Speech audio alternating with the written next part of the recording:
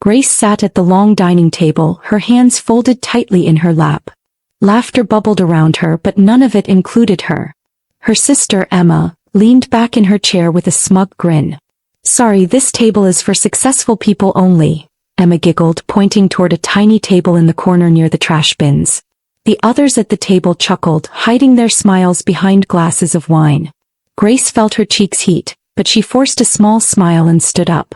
Without a word, she walked to the lonely corner table and sat down.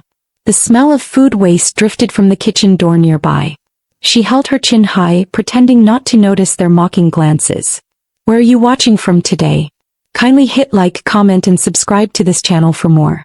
When the evening came to an end, the waiter carried a folder to the main table. Emma smirked again and nudged their mother. Their father cleared his throat. "Grace, since your gift was modest, we all agreed you should cover tonight's bill," her mother said sweetly. Grace tilted her head. "The whole bill?" "Of course," Emma chimed in, eyes sparkling with mischief. "It's the right thing to do." Grace picked up her glass of wine and took a calm sip. "Well," she said slowly, "let successful people pay for their own meals." The memory of that night clung to Grace like smoke. At 26, she worked long hours at the supermarket, splitting her time between the cashier counter and stocking shelves in the back. It wasn't glamorous, but it kept her afloat. Her apartment was small, the heater rattled, and sometimes the air smelled faintly of cat litter from a previous tenant. But it was hers. She paid for it herself. Her family never saw it that way. To them, she was the daughter who couldn't keep up. Her sister Emma was always praised. The college graduate, the wife, the co-owner of a bakery with her husband Mike. Grace, meanwhile, was the retail worker who had gone nowhere.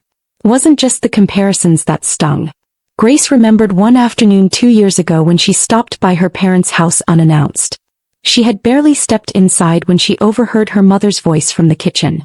"Grace just can't get her life together," her mother was saying on the phone. "She's still at that supermarket, Linda. It's embarrassing. I hate shopping there. What if someone sees her?" Grace froze in the hallway, her heart pounding. She listened as her mother went on about Emma's achievements, her bakery, her marriage, her perfect life. The words cut deep.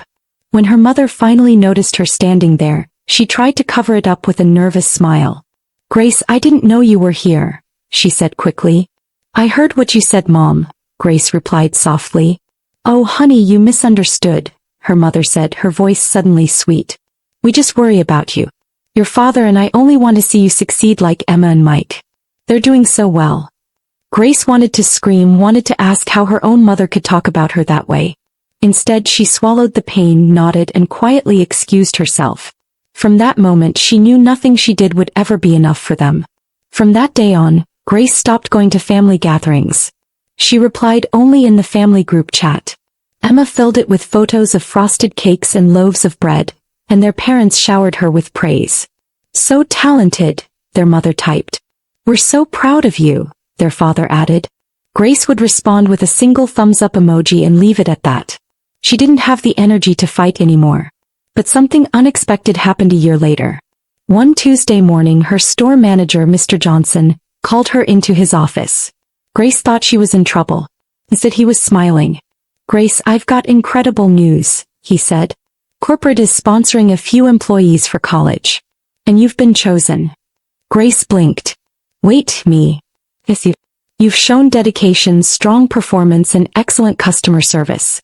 You've earned a full scholarship to community college." Grace felt her throat tighten. After years of being treated as worthless, someone had finally noticed her hard work.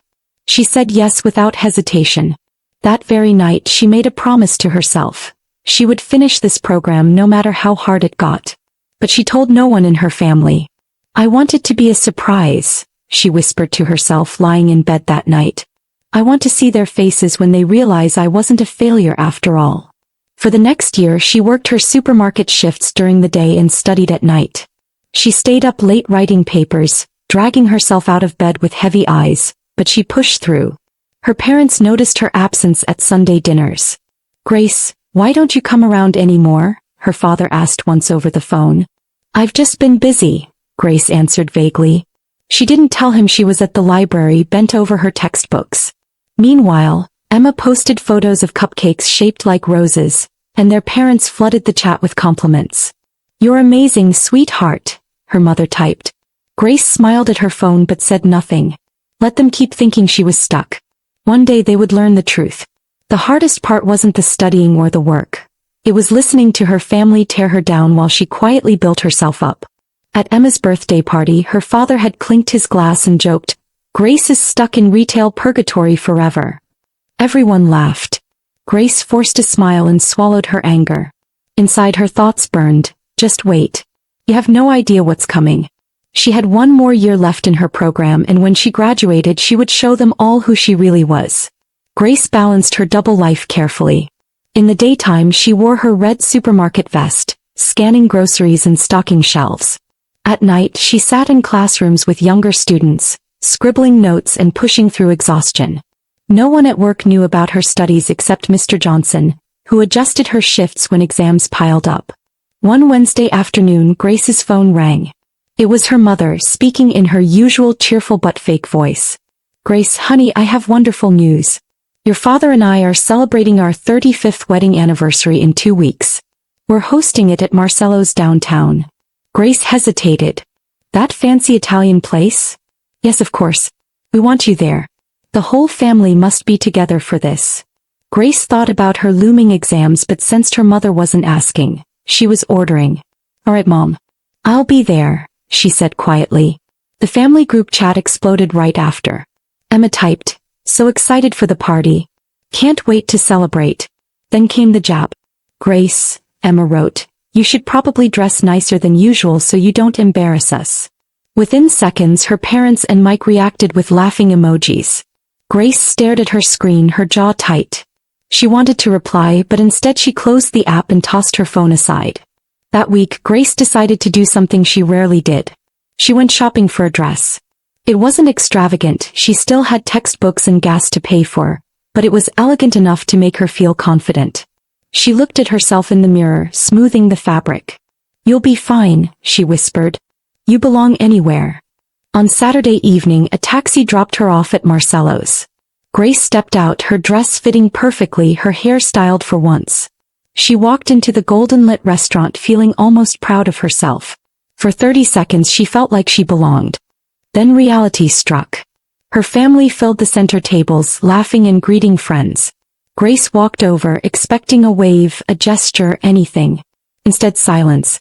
"Hi everyone," she said softly. She glanced around. There were no empty chairs. Not one. Her parents exchanged sly smiles. Emma leaned forward, grinning. "Oh Grace," she said, her voice sweet but mocking. "These tables are for successful people only." She pointed toward a small table in the corner near the kitchen door. "We got you a special table over there." Grace followed her finger. The table was shoved beside the trash bins, only feet away from the smell of old food and clattering dishes. The guests smirked, pretending to look away. No one defended her. Not even Uncle Tom or Aunt Linda, who had known her since she was a child. Grace felt the sting in her chest, but she forced a smile. "Thanks for thinking of me," she said calmly and walked to the little table. She sat down, ordered a glass of wine and straightened her back. From her corner she could see the whole celebration. Her family kept sneaking glances at her, expecting her to cry or storm out. Grace simply sipped her wine, lifted her fork and pretended everything was normal. Inside though her thoughts were sharp and clear. "I'll show them. Tonight they'll see I'm not the fool they think I am." About an hour later her mother appeared at her table, carrying that fake look of concern. "Grace, sweetheart, we need to talk about your gift," she said. "What about it?" Grace asked, calmly cutting her food. "Well, a microwave is nice, but compared to what others brought it's rather modest. We think it would only be fair if you covered the dinner bill tonight." Grace set her fork down and smiled faintly. "You want me to pay for everyone's food?" Her mother nodded. "Yes, dear. It's the right thing to do." Grace lifted her glass of wine and swirled it slowly, her smile never fading. "We'll see how the evening goes, Mom," she said smoothly. Her mother blinked, confused. "What does that mean?" "It means," Grace replied, taking a sip, "that you should enjoy your evening." Her mother frowned, clearly unsettled, but she walked back to the main table. Grace watched them whisper to each other, their heads bent close, no doubt plotting and waiting for her to cave. The dinner dragged on. Grace picked at her food and pretended to be unbothered, while her family kept shooting glances at her corner. She saw Emma whispering into Mike's ear, laughing at some cruel joke. Her father leaned back in his chair, smug and confident. They were so sure she would fold. At last the evening wound down. Guests began gathering coats and purses, while waiters cleared empty plates. Grace raised her hand. "Excuse me," she called softly. "Could I get my check, please?" The waiter smiled. "Of course, miss." He hurried away. Moments later the waiter returned, not to her but to her parents' table, with a long receipt folder. Grace's mother beamed and pointed directly at her. The waiter nodded and walked over to Grace. "Miss, your mother said you'd be taking care of the entire bill tonight." Grace accepted the folder, opened it and saw the number, $2,800. Her eyes flicked over the items, steaks, lobsters, bottles of wine she never touched. Grace looked up at the waiter and smiled calmly. "I'll pay for my meal and my tip," she said, sliding her card into the folder. "But miss," the waiter stammered, "your mother insisted." "My mother was wrong," Grace interrupted gently. "The people who ordered that food can pay for it themselves." She stood, smoothed her dress and looked the waiter in the eye. "When you hand that bill back, tell them this from me. Successful people should pay for their own dinner." The waiter nodded slowly, realizing he was in the middle of something larger than a family dinner. Grace picked up her purse, walked past the crowded tables and waved. "Thanks for a lovely evening, everyone. Happy anniversary, Mom and Dad." Dozens of eyes followed her as she strode toward the door. She glanced back one last time. The waiter was already laying the bill on her parents' table. Her mother's smile had vanished. Panic was spreading across their faces. Outside, Grace breathed in the cool night air as if it were freedom itself. She stood by the curb waiting for her taxi. Her phone buzzed immediately. First her mother, then her father, then Emma. He ignored them all. The taxi pulled up and she slid inside. Her phone vibrated non-stop during the 20-minute ride. By the time she reached her apartment she had 30 missed calls and a flood of angry messages. "Grace, come back right now. This is ridiculous," her mother had texted. "You embarrassed us in front of everyone. Pay the bill," her father demanded. "I can't believe you do this to Mom and Dad on their anniversary," Emma wrote. Mike added, "You've gone too far, Grace." Grace turned her phone to silent, set it face down on her nightstand and crawled into bed. For the first time in years she slept peacefully. Sunday morning arrived with pounding at her door. Grace peeked through the peephole. Her parents and Emma stood there furious. She opened the door and they barged into her apartment. "This place is still a dump," Emma sneered, wrinkling her nose. "I can't believe you actually live here." Grace folded her arms. "What do you want?" Her father stepped forward, his face red. "We want you to explain yourself. What you did last night was completely unacceptable. You humiliated us in front of our friends." Her mother raised her chin, her voice sharp. "People we've known for years saw you walk out on us, Grace. Do you understand how that looked?" Grace's jaw tightened. "It looked like I refused to pay for food I didn't order." "You owe us $2,800, Emma snapped. "And you owe us an apology. If you don't make this right, we're done with you." Grace blinked at them. Then unexpectedly she began to laugh. At first it was small, just a chuckle, but soon she was bent over, clutching her stomach with full, uncontrollable laughter. Her father's face darkened. "What's so funny?" "You are," Grace said, wiping tears from her eyes. "The three of you. You're ridiculous." Her mother stepped closer, her voice trembling with anger. "Grace, this is serious. You cannot just walk away from your family obligations." "Obligations?" Grace repeated. "My only obligation is to myself. For years you've treated me like garbage. Last night proved it. You put me at a table by the trash and expected me to be grateful. Then you tried to make me pay your bill. And you think I'm the one who should be ashamed." Her father's nostrils flared. "You don't mean this. You're upset. We'll forget all this if you just apologize." "I'm not apologizing," Grace said firmly. "Not today, not ever." Emma scoffed, crossing her arms. "You'll regret this, Grace. You always come crawling back." Grace stepped to the door, pulled it open and pointed outside. "Not this time. Get out of my apartment." For a moment they didn't move. They stared at her like she had spoken in another language. Grace held her ground, eyes steady. Finally, her father muttered, "You're making a mistake." "One I can live with," Grace said coldly. One by one they filed out. Emma brushed past her last, hissing, "You'll regret this." "I doubt it," Grace replied and slammed the door shut. Her first act of freedom was swift. She blocked all their phone numbers. Then she left the family group chat and muted every possible way they could reach her. The silence that followed was shocking, but it was also sweet. For the first time in years, her apartment felt peaceful. The weeks turned into months. Grace worked her shifts, attended her classes, and focused entirely on her own life. There were no guilt trips, no mocking comments, no forced comparisons. Just her and her goals. She felt lighter every single day. 3 months later, Aunt Linda appeared at the supermarket checkout while Grace was working. Linda leaned forward, lowering her voice. "Grace, your parents are telling everyone you had some kind of breakdown. They say you've cut ties and they're worried about your mental health." Grace scanned her groceries calmly, handed her the receipt and smiled politely. "Thanks for letting me know, Aunt Linda. Have a nice day."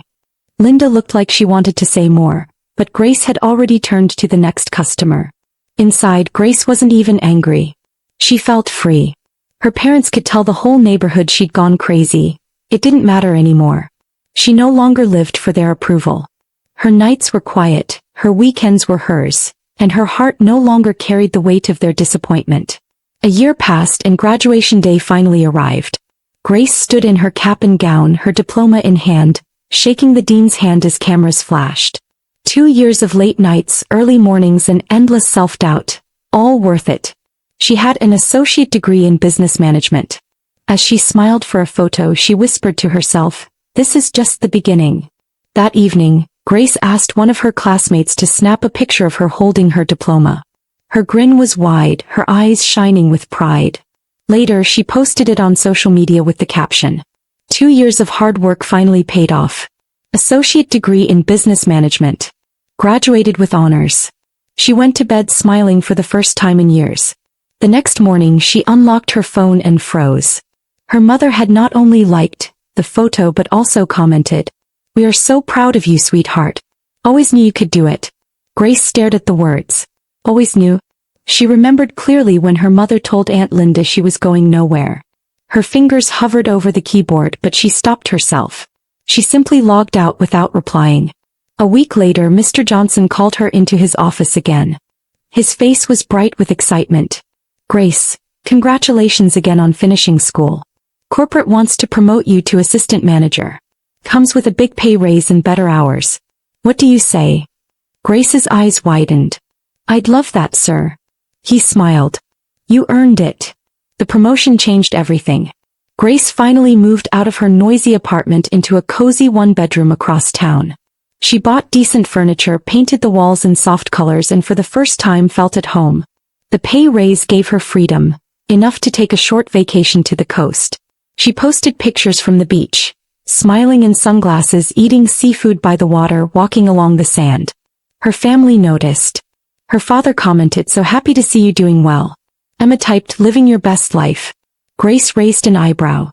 After years of insults, they suddenly wanted to be part of her happiness. She didn't reply. 6 months later, news spread like wildfire. Emma's bakery had shut down. A chain coffee shop had opened next door, selling pastries for half the price. Emma and Mike couldn't compete. Their perfect business crumbled. Grace heard about it at work and quietly sipped her coffee. A small part of her felt satisfied. Grace's life, meanwhile, blossomed. She was good at her new job, respected by her coworkers, and even started dating a kind man she'd met through work. For the first time in her life, she felt stable, happy, and free. Then one afternoon her phone rang. The number was unknown. She hesitated, then answered. "Hello. Grace, it's Mom." Grace's stomach tightened. She almost hung up but stayed silent. "Please don't hang up," her mother begged. "I need to talk to you." Grace's voice was cold. "How did you get this number?"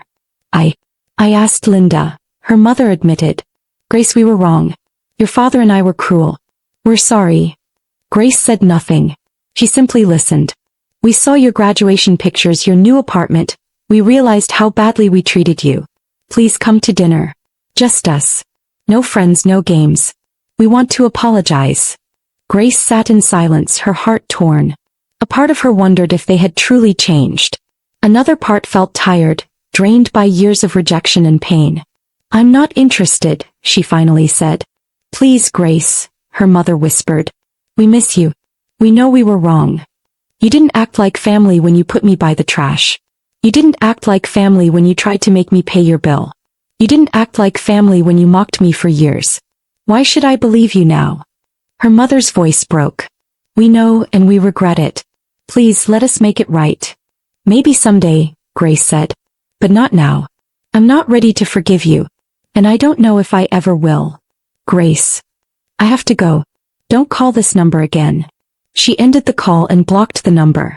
For a moment she just sat there in her quiet apartment staring at the wall. Then she breathed deeply and smiled. She wasn't angry anymore. She wasn't desperate for their approval. She was free. Grace returned to her books and her work. She thought about applying for a bachelor's program. She spent weekends with her new boyfriend, laughing in a way she hadn't laughed in years. Every choice she made now was for herself, not for the family who once called her a failure.